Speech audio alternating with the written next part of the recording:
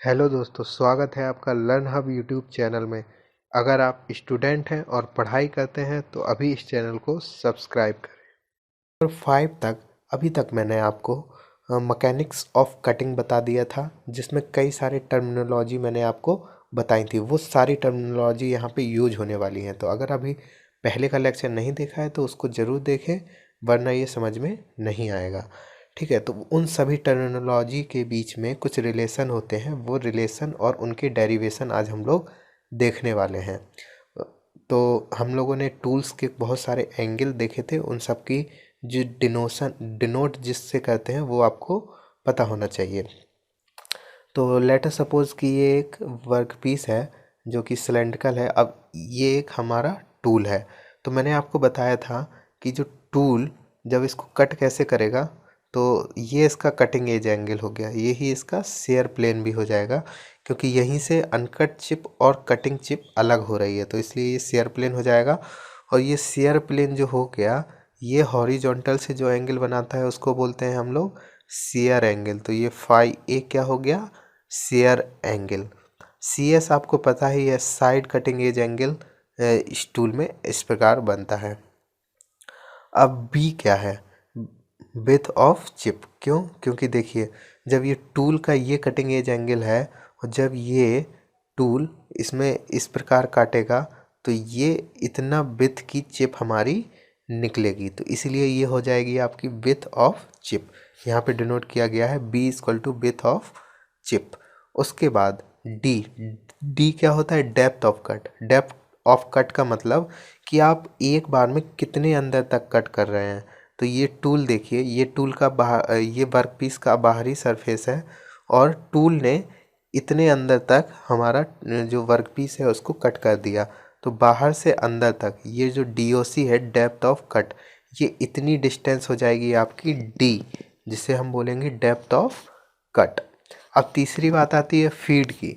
Feed क्या होता है कि एक रोटेशन में जब ये वर्कपीस रोटेट करेगा तो एक रोटेशन में टूल कितना डिस्टेंस, लीनियर डिस्टेंस कवर कर लेगा, तो वो होता है फीड।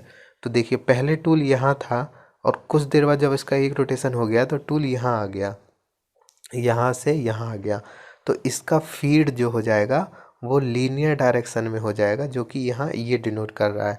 तो फिगर से आपको समझ में आ गया होगा कि ये हो गया आपका फीड एफ, ये हो जाएगा आपका बी विथ, ये हो जाएगा आपका डी। ठीक है, और ये आपका पता ही है सी एस है और यहाँ पे फाई ये दिया हुआ है।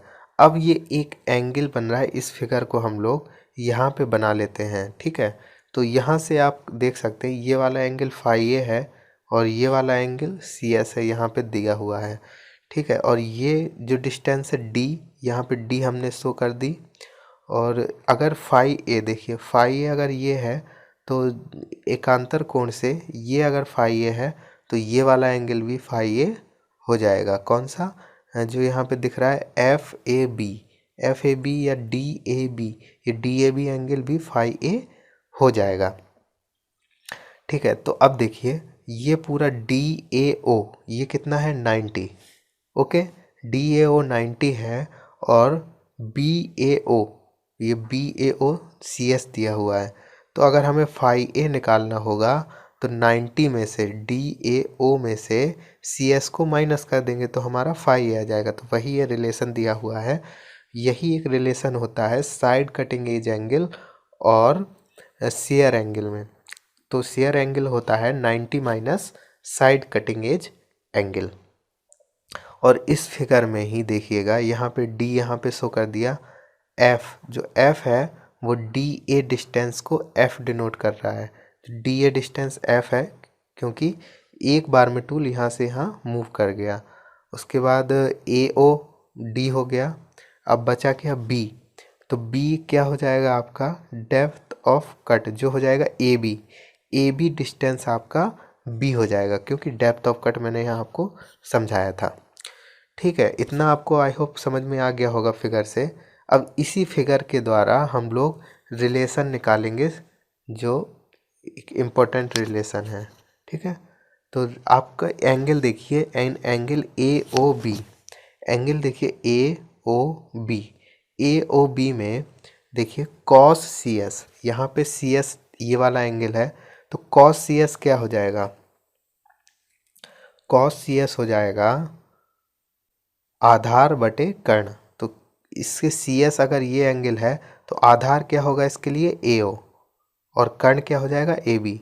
तो कॉस सी एस आएगा आपका ए ओ अपॉन ए बी, वही यहाँ पे लिखा हुआ होगा, cos C S equal to A O upon A B. A O क्या है, ए ओ डी है, और ए बी क्या है बी, सॉरी ये ए ओ आपका डी है डेप्थ ऑफ कट, और ए बी क्या है विड्थ ऑफ चिप बी। तो वही यहाँ पे दिखा रहा है, तो कॉस सी एस बराबर हो जाएगा आपका ए ओ अपॉन ए बी, और ए ओ है डी और ए बी है बी। तो यहाँ से एक रिलेशन हम लोग निकाल लेंगे कि B equal to D upon cos C S, ये आपकी पहली इक्वेशन बन गई। अब देखेंगे दूसरे एंगल में जो कि है ए सी डी। दूसरा एंगल देखिए ए सी डी, ये वाला एंगल देखिए ए सी डी। ए सी डी में कॉस कॉस साइन फाई है, हम लोग साइन फाई ए निकालेंगे। साइन फाई ए क्या हो जाएगा आपका लंब बटे कर्ण, तो लंब इसमें क्या हो जाएगा डी बी, डी बी भी आपका डी के बराबर हो जाएगा,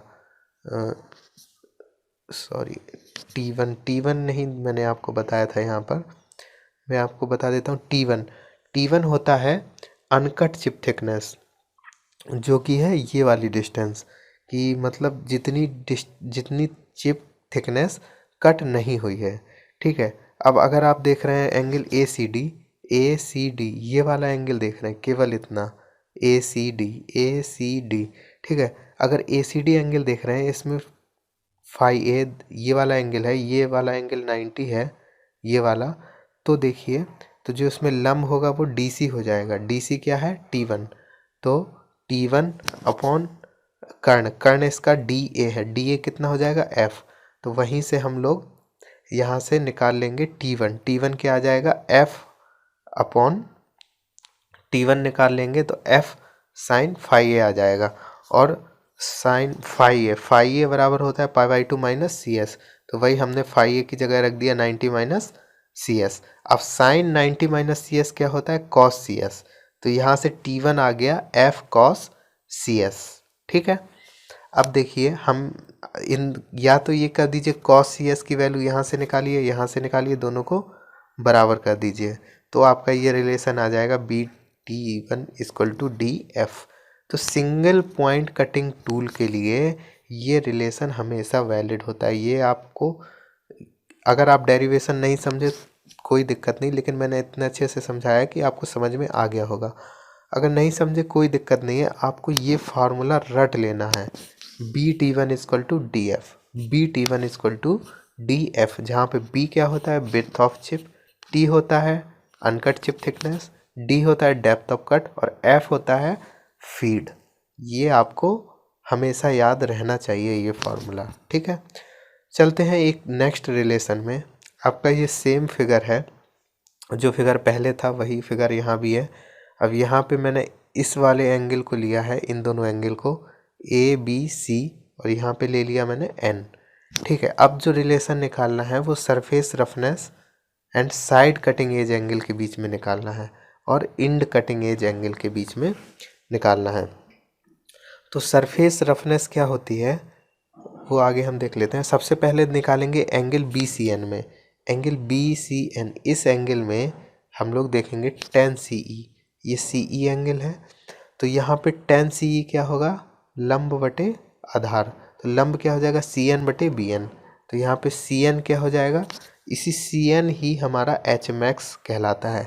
इस वाले एंगल में जो हमारा ये डिस्टेंस होती है इसी को हम लोग सरफेस रफनेस से डिनोट करते हैं, तो ये हो जाएगा सी एन क्या हो जाएगा आपका एच मैक्स, और बी एन आपका बी एन ही रख देते हैं, तो यहाँ से हम बी एन कैलकुलेट कर सकते हैं, जो कि आया एच मैक्स कॉट सी ई। इसी प्रकार एंगल ए सी एन में हम लोग फिर से निकालेंगे कॉस सी टेन फाई ए, ये वाला एंगल क्योंकि फाई ए है और नीचे वाला एंगल सी एस है, तो टेन फाई ए निकालेंगे तो फिर से C N upon A N आएगा, तो यहाँ से हम लोग ए एन की वैल्यू निकाल लेंगे। ठीक है, तो ए एन आप गया आपका एच मैक्स टेन सी एक्स, बी एन के आया एच मैक्स कॉट सी ई और ए एन के आया एच मैक्स 10 सी एस। तो जब आपको हम ए बी निकालेंगे, ए बी अगर हमें ए बी डिस्टेंस निकालनी है तो यहाँ से यहाँ तक की डिस्टेंस, ये डिस्टेंस निकालनी है तो दोनों को जोड़ देंगे जो कि हो जाएगा फीड के बराबर। ये फीड को ही हमने दो भागों में डिवाइड कर लिया था। तो ये ए बी मैंने पिछले फिगर में भी बताया था कि ए बी क्या होता है, फीड होता है। तो जो फीड हम निकालेंगे वो आ जाएगा H max cot C plus 10 C S. तो आपका एच मैक्स यहाँ से हमने निकल आएगा, एच मैक्स निकल आएगा F upon 10 C S plus cot C. ये फार्मूला आपको याद रखना है, ठीक है। जहाँ एच मैक्स क्या है, height of the surface roughness और इरेगुलरिटीज़, जो इरेगुलरिटीज़ ये होती है या फिर सरफेस रफनेस की हाइट होती है, ठीक है। If the average centre line value, अगर हम इसी का एवरेज, देखिए जो सरफेस रफनेस होती है उसको कई तरीके से डिनोट करते हैं, मैक्सिमम वैल्यू से, एवरेज से। तो यही अगर हम लोग एवरेज सेंटर लाइन वैल्यू ले लें आर ए, तो उसके बीच में रिलेशन जो होता है वो भी आपको याद रखना होगा कि centre line value, average centre line value R A जो होता है वो मैक्सिमम वैल्यू का 4 का हाफ का हाफ होता है, मतलब डिवाइडेड बाई 4 होता है। तो एच मैक्स डिवाइडेड बाई 4, ठीक है। तो R A equal to H max by 4, एक ये फार्मूला हो गया। एक ये हो गया H max equal to F upon 10 C S plus cot C E, एक ये फार्मूला हो गया। नेक्स्ट है, देख लेते हैं ये क्या है, large tool radius with result. तो अगर टूल की रेडियस ज़्यादा होगी तो रिजल्ट क्या आएंगे, large cutting force, large power consumption, better heat dissipation. ये आपको अभी पढ़ने की ज़रूरत नहीं है, मैं आपको बाद में बता दूंगा, ठीक है। और इसके बाद ये थोड़ा देख लीजिए, if radius of work piece is given then another result given by feed, surface roughness and radius. देखिए एक रिलेशन और होता है, इसका डेरिवेशन करने की ज़रूरत नहीं है, ये आपको डायरेक्ट फार्मूला याद करना है, H max equal to F square upon 8R। अगर आपको फीड दी हुई रहेगी और नोज रेडियस दिया होगा तो आपको सरफेस रफनेस की फार्मूला डायरेक्ट याद रखना है, H max equal to F square upon 8R। तो आज हम लोगों ने कितने फार्मूले पढ़े वो सभी आपको याद होने चाहिए। सबसे पहला फार्मूला हमने पढ़ा था, ड्राइव किया था, B T one equal to D F, बहुत इंपॉर्टेंट फार्मूला है, सबसे important formula B T one equal to D F. उसके बाद दूसरा जो हम लोगों ने पढ़ा वो है H max equal to F upon 10 C S plus cot C E. अब जो जिस टर्म को जिससे डिनोट कर रहे हैं वो सब आपको पता रहना चाहिए।